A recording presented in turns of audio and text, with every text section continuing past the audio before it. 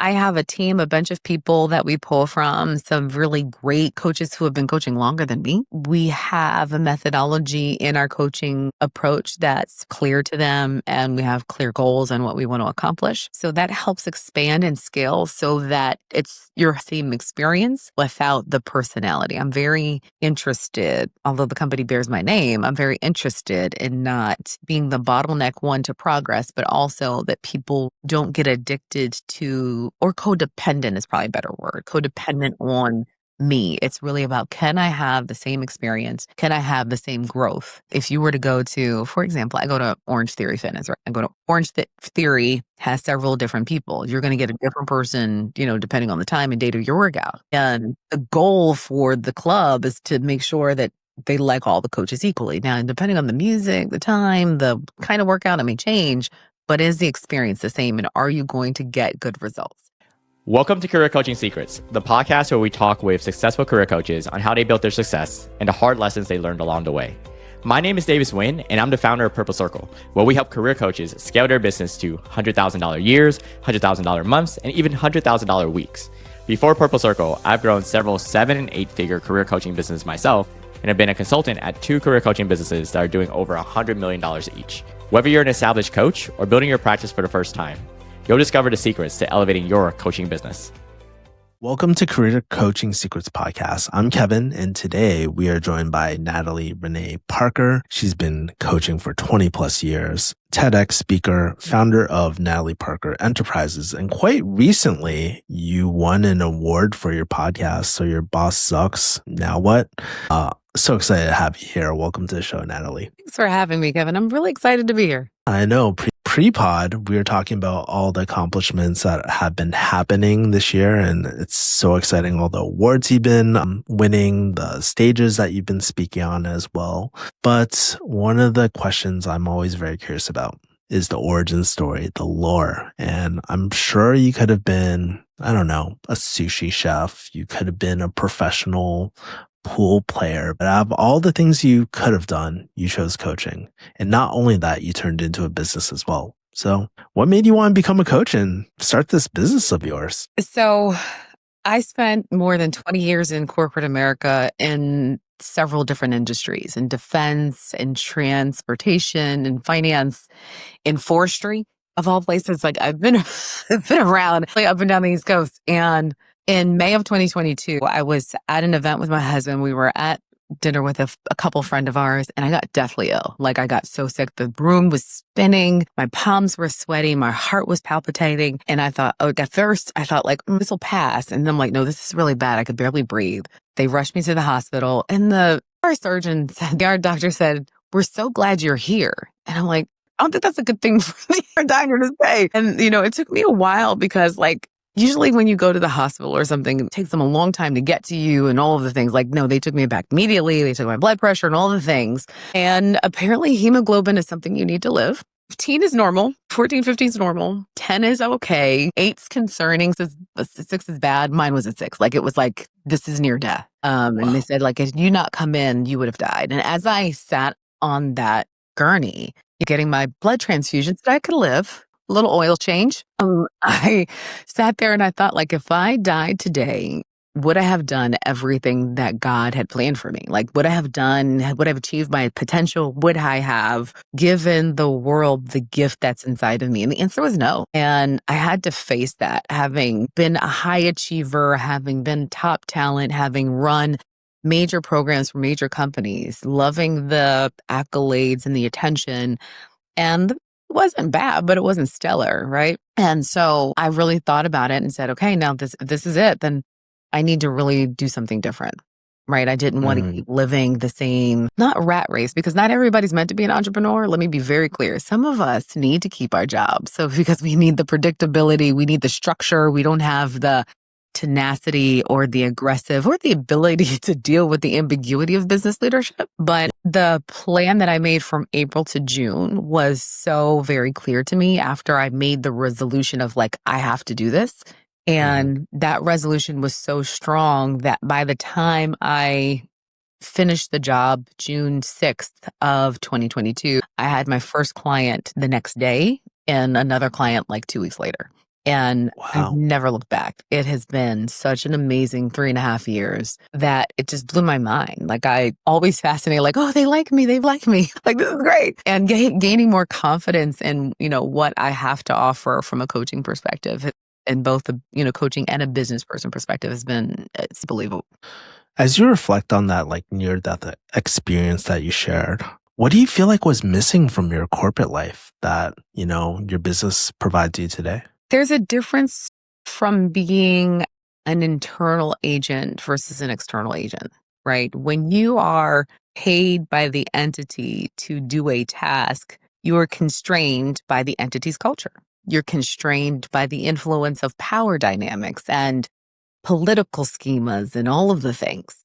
The freedom that I have to go in and boldly declare the truth that I see in a way that's both compassionate and meaningful. I often say that, I'm the people whisperer because I can come in and hear the things that aren't being said. I hear it out of people from a space of trust and confidentiality and then be able to say it in a meaningful way to the leadership team that no survey would ever give them. Because I've been in the Mm, rooms where people do the surveys and I've been in the rooms where they've explained away like the very blatant attrition problems they have or the leader that they know is really terrible, but they keep them in place because they have some technical skill. I've seen that. And so I'm able to say out loud, like, hey, you are solving for X, but G through L needs to be conquered first. mm, It's really around being able to say the unsaid thing, the gremlins that are really getting under the hood of the business operation mm, is really important. And it's so many of us have seen where organizations live in the superficial because the internal agent doesn't have the same entree, it doesn't have the same impact because they are the system. I see. Something I'm also very, very curious. Like in your story, you said that you started taking on clients, right? And you had this plan and it came into fruition. But I'm kind of curious, like you said you're a people whisperer, right? And so there's so different types of people that you could help. And in the coaching world, everybody talks about, yeah, ideal client profile and stuff like that. So how did you kind of decide who you want to help and the problems that you help with? So the first thing I did when I decided, hey, this is what I'm going to do, was I started telling people that I really trusted. Like, hey, I'm thinking about starting this. The response I got was so surprising. It was like, we've been waiting for you to help us with this, which was both surprising and also like irritating. Like, well, why didn't you tell me to start sooner? I would say the people I engage with are really seeking to shift their culture as a leader. They are seeking to have a higher level of self-actualization. So really understanding themselves. I feel like it's our job to be the mirror, right? And if I can hold up a mirror and say, well, you said this, and this is important to you, but that's not what you're doing. Or Mm, and my platform on every level of my life is accountability. I feel mm, like the thing that sinks careers, that topples organizations, all starts with accountability, both accountability to the organization and its values and its vision and the direction and strategy, as well as accountability to oneself. I feel as if, and I've found that we don't often hold ourselves in equal account to the things that we say we're going to do for ourselves, whether that's growth, development, change, challenge, what have you. And it's people, executives and senior leaders who are looking to be in the space of like, I accountable cultures. I want to be a person of accountability. I want to have healthy cultures, right? Those are those folks that find the services that we provide most valuable. mm. And Natalie, like, how do these people like who want to work with you, how do they typically find you? Like, what kind of, I guess, your marketing, what does that kind of look like? So it's funny because the first several years, it was all word of mouth. Like folks that I had been working with, continue to reach out and say, hey, what are you doing now? And that has been such a blessing. Middle of year two, I spent unmentionable amount of money doing marketing that wasn't successful. I have now found ways to do leads. So I do a lot of public speaking and I use several tools that gather information, names, and stuff like that that allow me to keep in contact with people who enjoy our the service that we offer from a stage or a workshop. And it's those people that I continue to reach back to and say, hey, listen, I heard you had something, let's talk. I'm also leveraging AI, having talked about my service offering and what we're doing there, and saying, okay, based on the services that we have and the temperature of what we do and the region, and creating an agent to come up with leads, and then looking at that and checking it against my LinkedIn database as well, which is pretty dope. So I found recently that in LinkedIn, you can pull down your entire contact list. And so leveraging that stuff to create an intersection of where can I make the most impact. And so we're constantly scanning the environment for organizational shifts and changes. We're constantly scanning the environment for position changes of folks who are in our so-called Rolodex. For the children, that was a little index paper that people kept on their desks before computers, where they had all the numbers. Kind of like a phone book, if you know what that is. So we do that often. Yeah, we're dating ourselves right here. Like, I know exactly what a Rolodex is and what a phone book is. It's so crazy. I Yeah. forgot about that ancient technology. Yeah. Wait, that's though. So you find that intersection, and what do you do? Do you like reach out to these people, these organizations? Like, Yeah. what happens then? So we end up doing some intelligence gathering on where the organization is with their shift and change. A recent client relationship that evolved was from a former coworker who is now in a different business and a different role, talking about some of the things that we're doing. And it's like, hey, listen, we're trying to do something too. And so in that has come a design of a coaching program for several leaders in the organization. And we're also helping them design it based on the organizational values, which, because they scale so fast, they haven't had time to design. And so for me, that's the ad, is like, who do you say you're going to be when you grow up as an organization? It doesn't have to be written in stone. A good Jello firmness is good to start. And let's act to that. Thing that differentiates me, though, Kevin, is that I really like the system of coaching paired with performance and succession. Having been in the HRs for so long, making sure that the themes and motifs we're talking about in the coaching environment also blend over into the goal setting that happens, also connecting it with the executives' expectations. Because I've also found that a lot of executives expect executive behaviors, but they don't build it.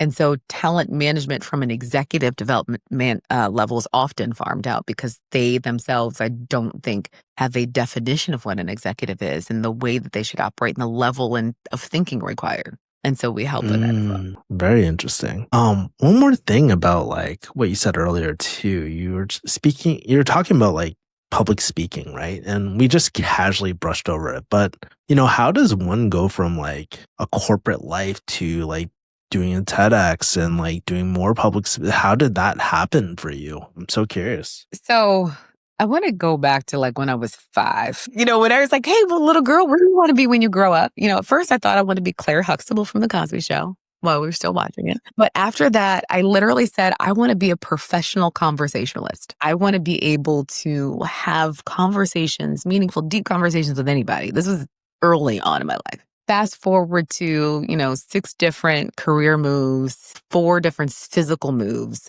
and, having a career that I love, but then decided to position and pivot over. I have folks in my sphere who are speakers, who are nationally known, internationally known, recognized speakers. And having done a lot of speaking before, so I got my ministry license at the top of the year. I've done a lot of speaking at churches. I've done a lot of speaking at youth groups, done a lot of speaking at work. So I've done a lot of public speaking in these, 10,000, 100,000 companies. So it wasn't foreign to me. I just hadn't done it for myself. So I started really thinking about, what do I believe? What's important to me? What's the message? What's the message that's different? And that also gave us an entree into doing some public speaking and workshops, which has been amazing. I was offered the opportunity to participate in an event during a conference, the National Speakers Association. And it was just a working session.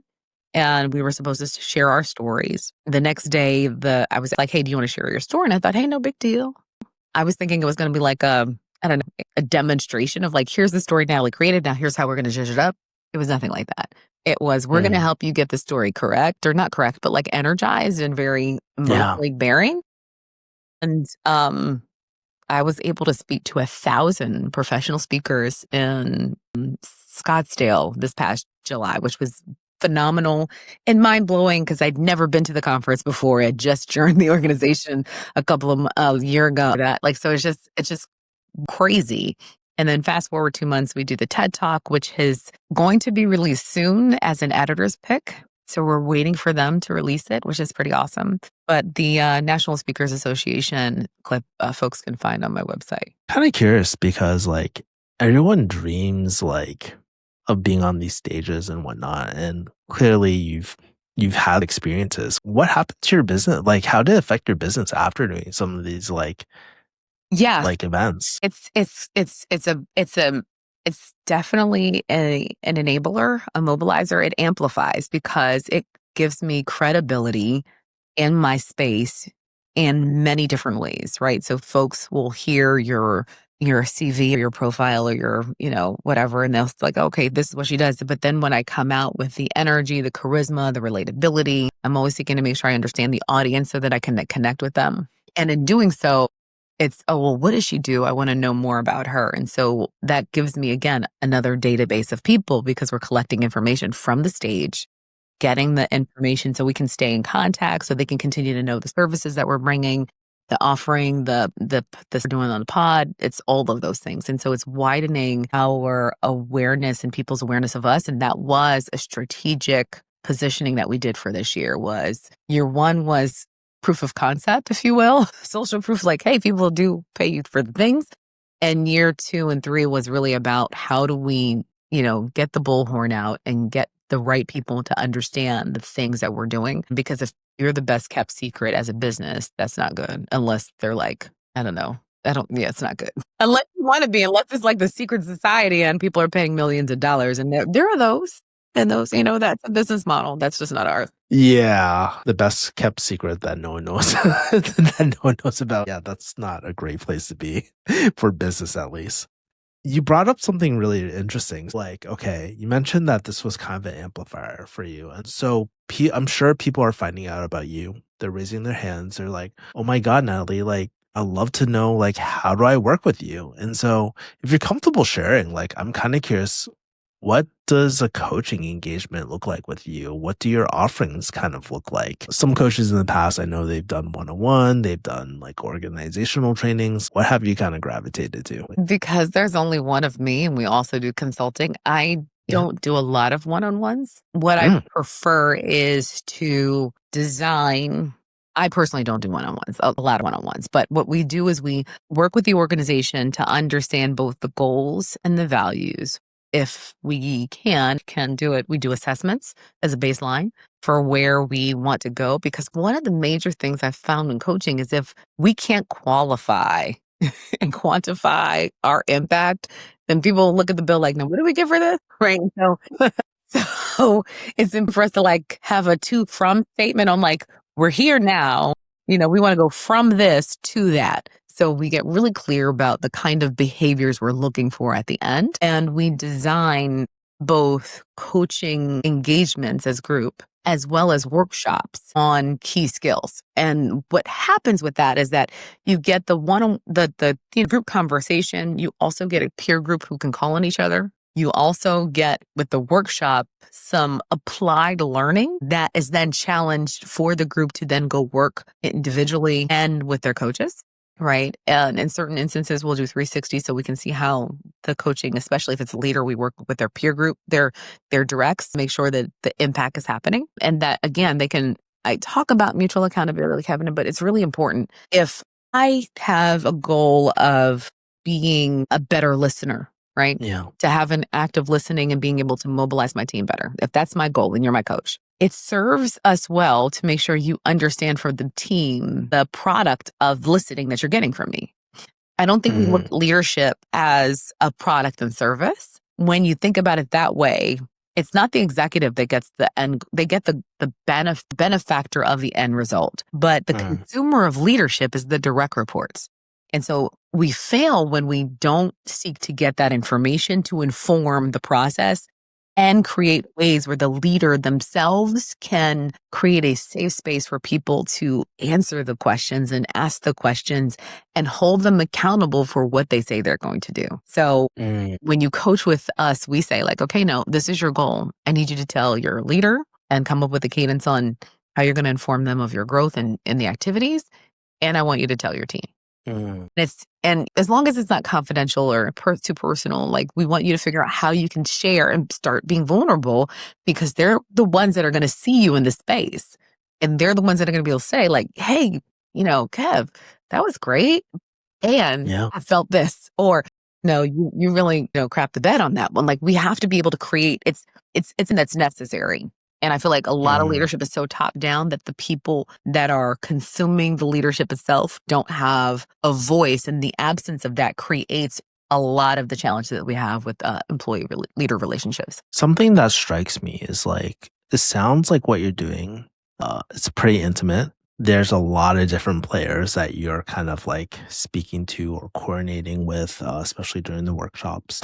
I'm kind of curious, how do you manage your current client capacity so that your cup stays full? Like, do you hire other people? Are you just solo by yourself? You said you're just one person, but yeah, I'm kind of curious on that end. Like, how do you manage everything? Yeah, so that's why I say I don't do one-on-one coaching a lot anymore. I have a team, a bunch of people that we pull from, some really great coaches who have been coaching longer than me. And we have a methodology in our coaching approach that's clear to them. And we have clear goals on what we want to accomplish. So that helps expand and scale so that it's your same experience without the personality. I'm very interested, although the company bears my name, I'm very interested in not being the bottleneck one to progress, but also that people don't get addicted to, or codependent is probably a better word, codependent on me. It's really about, can I have the same experience? Can I have the same growth?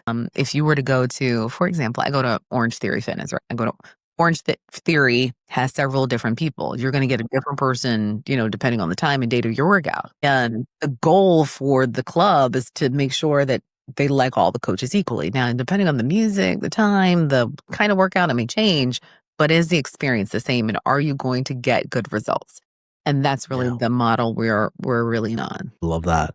The other question I have too in the back of my mind, I'm not sure if you notice this, but in the coaching world, I love talking about, I think you said something pre-podcast, like, oh yeah, like what's not being said. And one of the things I love talking about on this podcast are kind of like taboo subjects, or kind of like maybe not taboo, but like things that aren't really spoken openly about. And so one of the things I've noticed is like pricing. So what I've noticed is a lot of coaches, they struggle with like, hey, what do I charge? How do I come up with these initial numbers? How do I package this? And of course, Natalie, you don't have to give any hard numbers, but I'm kind of curious, how do you think about pricing and structuring your pricing today, and how it evolved over time? Like, I'm very curious about that story. One of the best pieces of advice I could have gotten when I started was from Dr. Willie Jolly, who's a national speaker, international speaker, just awarded all over the place. He said to me, go get this book by Alan Weiss. It's called, it's $1 Million Consulting. $1 Million Consultant. And then there's the Consulting Bible, but the $1 Million Consultant, I think around page 87, he talks about pricing. And what he talks about, it took me a long time because I was a salaried employee counting hours and clocking in and out. And I said, well, God, I don't want to do that. And what Wise says is like, listen, if by any stretch of the imagination, your engagement is going to, quantifiably, soft number, save the company 10%, let's just say, make the numbers easy, $2 million. If you go to 1%, like this, it's about what's the percentage and how can you qualify it with metrics, and then take a fraction of that because that's more believable. It just to me. And so we don't do hourly. Like I have as a government contractor. And so we service his organization, and we've talked about potentially going into GovCon space. And I'm like, I don't want to put on hours. Like I want it to be project based, give me in, give me out. That way, it's just it's easier on your back end, on your ops. It's easier on your time management, and you don't have to haggle over pricing. You don't have to haggle over hours.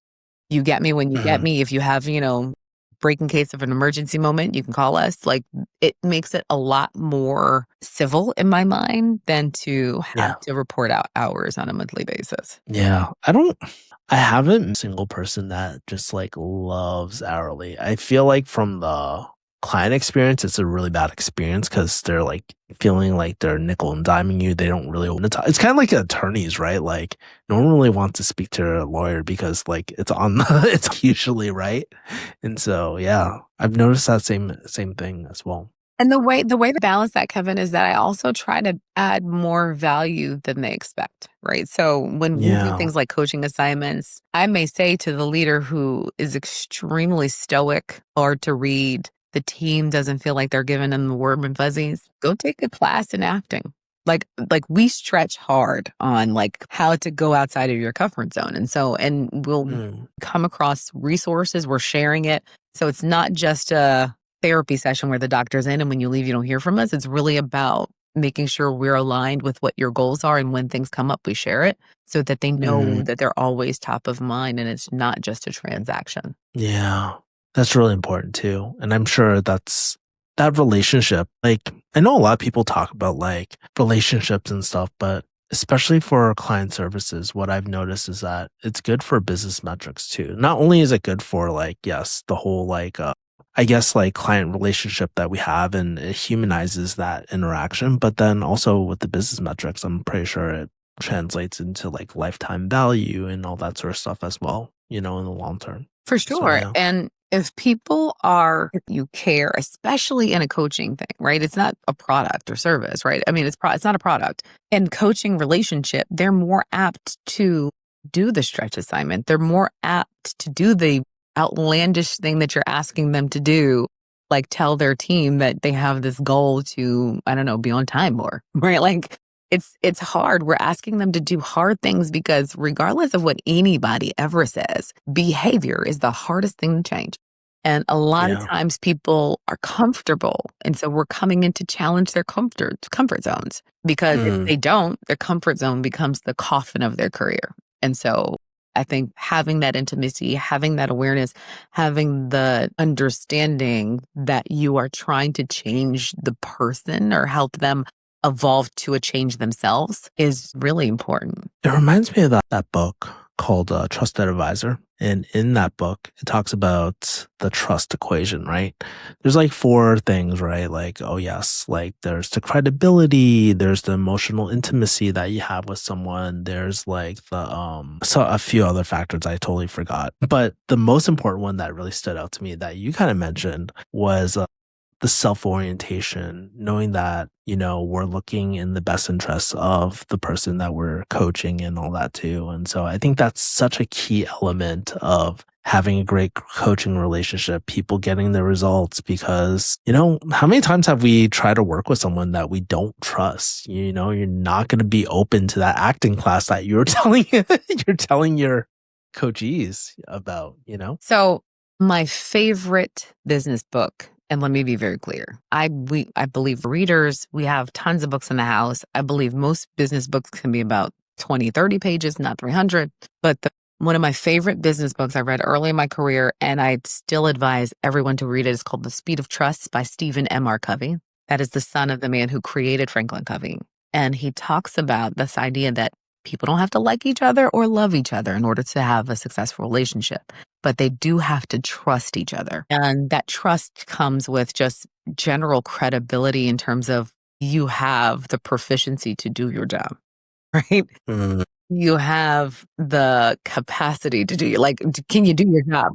Covey talks about this idea of, do you have the credibility? Do you have the character? Most relationships I find are one of the two.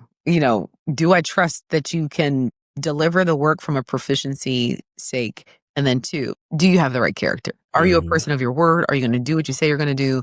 That sort of thing. And when it comes to poor leadership, it's usually the character issues that people have the most issue with. People can deal with incompetent people. They don't love it. Yeah. Especially if the incompetent person isn't aware that they're incompetent. But that's more about leadership. It becomes toxic when people have character issues and when it's around control, when people are deceitful, when they don't, you know, operate within their word, all of those things. Those are the biggest issues that are hard to overcome.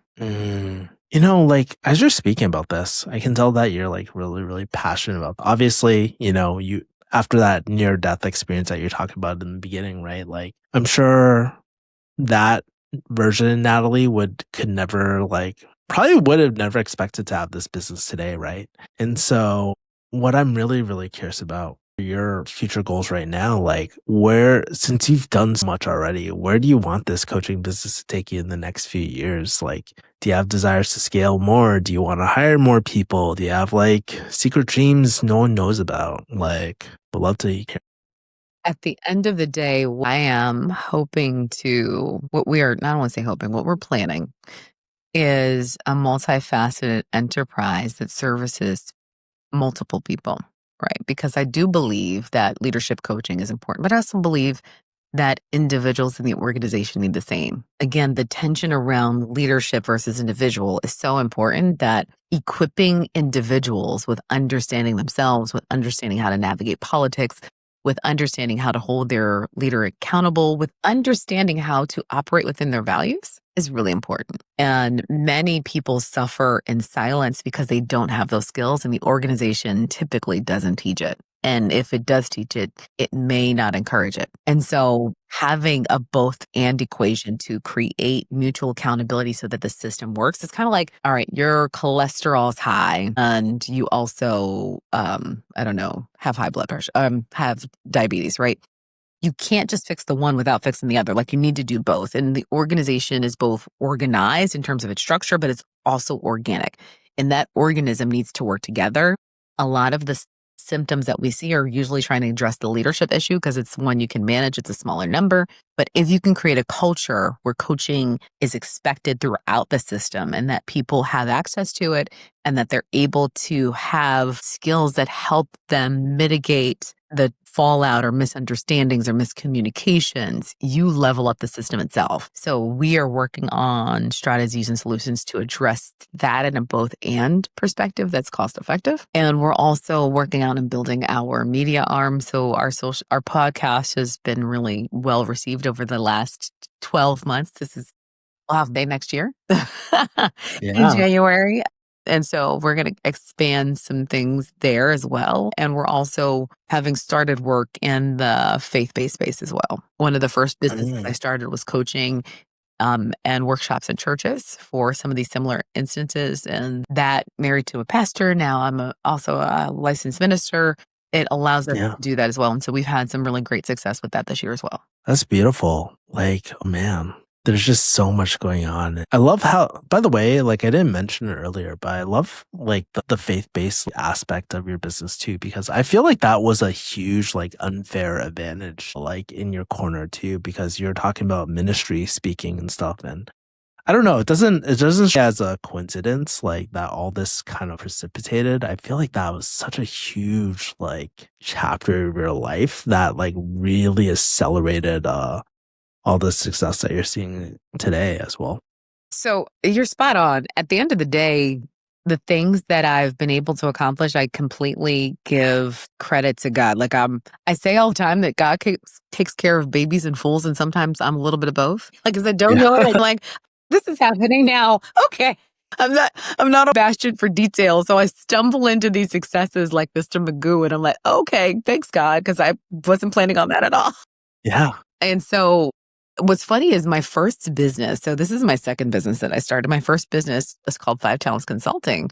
And it was, my God, it's probably 20 years ago where I wanted to start helping churches and nonprofits in the space of faith and how you bridge the business application of things like structure, strategy, mobilizing people and skilling the team with what did the Bible say? And if anybody ever read it for real, it's all kind of there, all the conflict management and engagement and all those things. And so didn't get a lot of traction. I was very early in my career. I was very early in my craft. I had just, started seminary. It was just a lot of earliness. The idea was ripe, but I didn't have the credibility, right? And so a good idea at a bad time, still a bad idea. but I don't regret it because it helped me learn a lot. And now Mm. we're ready to take up that mantle again and have been getting lots of calls on doing that work. So super excited about that. It's a really great intersection of my life that, again, in a corporate space, I would not have been as ready to admit. But when you think about the voices of, I don't know, like John Maxwell and TD Jakes and Max Lucado, like these are folks who still are able to make impact in both the secular and the sacred. And we're looking to be, there aren't many females doing the same, and there aren't many females of color doing the same. And so we're excited for the opportunity to bring a different voice, a different perspective to aid in the conversation. You know what's really interesting too? I don't know. You said you started that business like what, 20 years ago? Yeah, like 2005, 2006. The idea started in 2006, and I think I started in 2006, 2007. I think the culture has changed a lot too, because like I feel like today, like end of 2025, I've been seeing a lot more faith-based uh business owners, faith-based entrepreneur groups and stuff like that. I feel like it's changed quite a bit too. So it might be like divine timing right now that you're diving back into this. Maybe during that 2005 time just wasn't the right time in the culture or whatever too, you know. Yeah, I agree. I think it's that. I had one pastor when I pitched the idea to, and I love him dearly. I told him, Yeah. back in 2005, and he's like, "Why would anybody listen to you?" And I was so offended. Like I was like, coming from an all Black college where I would call myself a womanist, right? Like I'm like, oh, the patriarchy is killing me, right? And it was really to your point. Like I think the evolution of times, the culture, more women voices, all of those things. It makes sense now. Yeah. Yeah. Something I'm really, really curious about too is like, I don't want to say nothing is for free, but like one of the things I think about is like, there's certain challenges in our life that really help mold us into the person that we need to be, right? And so what I'm also very curious about in this current season of business right now, not necessarily challenges, but what are some growing pains that you're kind of going through or experiencing right now that you're noticing? I went to a conference in October, and the host basically said, like, if your revenue is down, don't feel bad because this year crazy for everybody. And my team and I have affectionately called this year the upside down. So for anybody who's watched Stranger Things, like it's literally, the Demogorgon and all of the things. Like it's just then lions and tigers and bears. It's like, what is happening? And it's a very interesting Dickens kind of time for us as a company. It's like the best of times and the worst of times, right? So we have received so much credibility and platform and exposure. And our revenue is not like it was the last 3 years. And so we have the opportunity. I'm looking at it like this. It's two things. One, I have told a lot of my coaching friends, like, accept the plateau. The business that we have, any business has ebbs and flows. Any business has ebbs and flows. And so if you don't act like every day's milk and honey, then you can store up and plan for when things get tight. And I'm now having learned that discipline without having a W-2, right? In any other case, I'm on the HR side doing the analysis, figuring out who's getting laid off, figuring out who's being consolidated. I've always been on that side. And now this is the year that I get to say, oh, it's my company and I've got to reconfigure priorities, and I've got to spend less in areas of that are important, but have to be a next year problem or a next quarter. And I think it helps you with the priorities, right? So I can't have 17 different kinds of AI. I can only have like 3, or I can't take that trip right now. And so we can't go to that conference because it's not in alignment with our strategy, even though it might make us a lot of money. And so you take the opportunity of the challenge, because this is a challenging year. And I don't know that 2026 is going to be exponentially better. I think there will be a lift. That said, it's important to learn the discipline in the down year.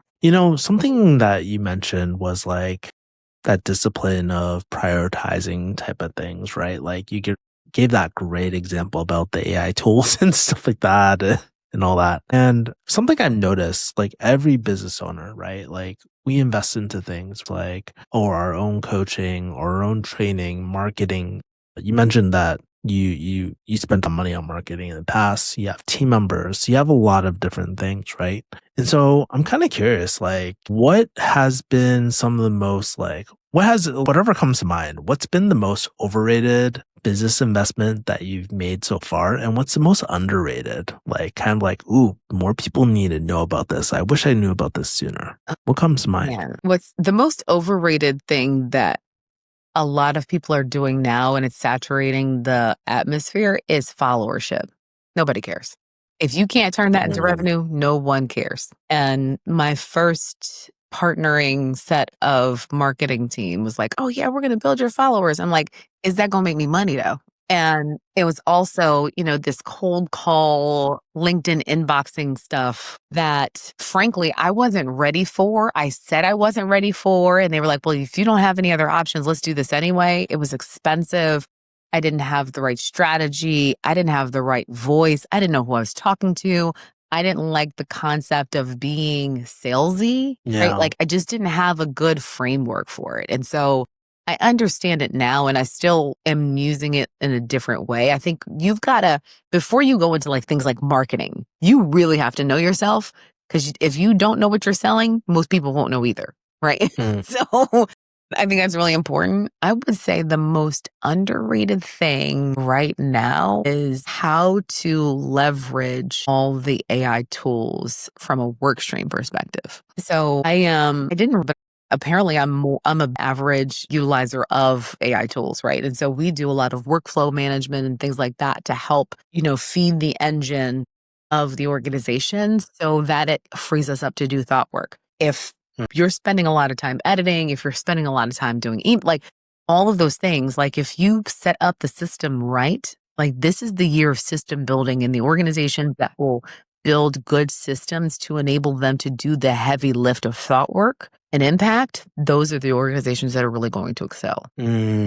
As you think about like utilizing AI, right? Like I like that term of thought work because I've been thinking about, I'm not sure if you know about this, Natalie, but one of the things I do is I review AI apps and stuff. So I'm always looking for new AI apps to free up my time so I can do more of this thought work. As you're freeing up your time, like what are you doing with that time? Are you just up for the bigger ideas? Are you like, yeah, I'm kind of curious, like what has that opened up in your life? So for any creative, you know that you have like 75 ideas all at the same time that compete for your attention. So a couple things we're doing is one of the big chunks that we want to finish very quickly is our book, right? We're also looking at how to do some product, right? So if you can't afford coaching, what are the tools that we can give you as resources that can be either self-paced or, video-based or what have you? And we're also, I think that just like every business uses the internet, like every business will be an AI business. And so what does that mean for a business? What kind of things can we offer? And how can we get to market quickly so that we have the credibility of longevity and success that allows us to scale it?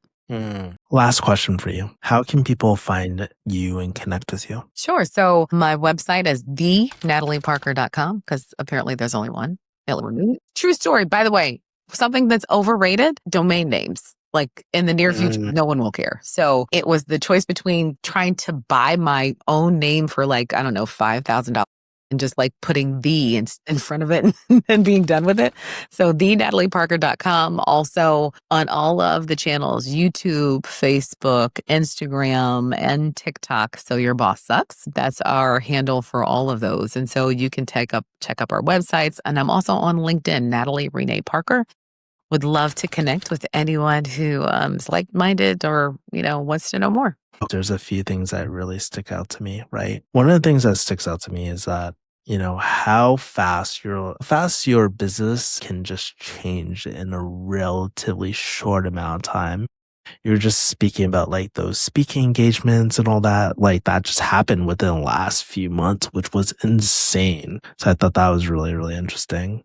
I thought too, I just appreciated how like vulnerable you were, how some things are really great and how some things aren't. And sometimes like, especially on social media, I would say especially on Instagram, it's easy to see the highlight reels of everything's going super, super well, right? But it was really interesting seeing like, hey, the common struggles that you're kind of going through too. And then also the reminder of the accountability aspect. I found that so interesting because no one wants to be led by like a hypocrite. I never heard anyone say that, but like I always think about that in my mind. And the worst bosses, they were just like, they just were totally not self-aware about that too. So it made me think about like, ooh, what areas am I like not being held accountable and stuff too? So I thought that was really interesting. I love But anyways, I love that you caught oh, that. And I would just challenge your listeners, right? So all of the folks watching and listening, in what areas of your life do you want to change or improve? And how are you inviting the people around you to be a part of that, to help you help yourself? Really around, the things that you don't say out loud. Like, hey, listen, I kind of want to lose 10 pounds. How can you help me keep yeah. accountable so I'm not eating a box of brownies over the holiday? Like, it's that, like, we have to, the age Mm, of AI, authenticity is going to be the currency. And so it's really important for us to share vulnerable moments that we can bring along people into our lives and share those moments because people are going to be hungry for it. They're hungry for it now. They want to be seen. And so if you share with me, like, hey, as a leader, I realize I cut people off. Can you help me stop that? I give you permission to say, hey, Natalie, or maybe have a safe word like, I don't know, chocolate covered donuts. I don't know, whatever it is. Like watermelon, right? Like whatever it is, like, okay, when you hear me cut somebody off, tap the table 3 times, right? Something, but invite people to your journey. You're not perfect. They know you're not perfect, and they're probably talking about you behind the scenes. So invite them to have an open conversation about what they see as your deficiencies, because you're telling them what they're deficient in. Just make the playing field more level. yeah. And it's also like, yeah, that last aspect too of just like humanizing things too. I think so many times business or like top down leadership, which is like like when people are just like yelling orders at you or just telling you what to do. And it's like some of the worst leadership I've seen, but that humanization just builds a deeper relationship with the people that you're working with as well. And I don't know, Natalie, that's just my really long way of saying like, hey, I appreciate your work. Your work matters. And thank you just so much for sharing your time, your stories, your experience, your wisdom on this podcast today. I really appreciate you. Thank you so much, Kevin. And thank you to the Purple Circle for the opportunity. I think continuing throughout the years, coaching is going to be even more relevant and even more important as we grow as humans in a technical world. Especially with AI, because everybody's like switching careers right now and just like, oh my God, I don't know what to do. So, And sidebar, an yeah, AI coach isn't the same as like a real person. Just want to say that out loud. what? My chat GPT is not. What's The ChatGPT therapist. So glad to have you on. It's been a blast. Thank you so much. Thanks so much. Take care. That's it for this episode of Career Coaching Secrets. If you enjoyed this conversation, you can subscribe on YouTube, Spotify, Apple Podcasts, or wherever you're listening to this episode to catch future episodes. This podcast was brought to you by Purple Circle, where we help career coaches scale their business to $100,000 years, $100,000 months, or even $100,000 weeks, all without burning out and making sure that you're making the impact and having the life that you want. To learn more about our community and how we can help you, visit joinpurplecircle.com.